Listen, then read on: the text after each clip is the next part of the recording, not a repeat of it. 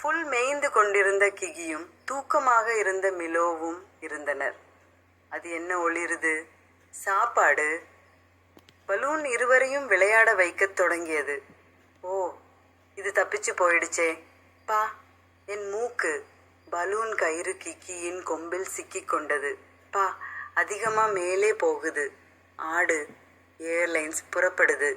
இருவரும் புல்வெளி மேல் மிதந்து பறவைகள் போல பறந்தனர்.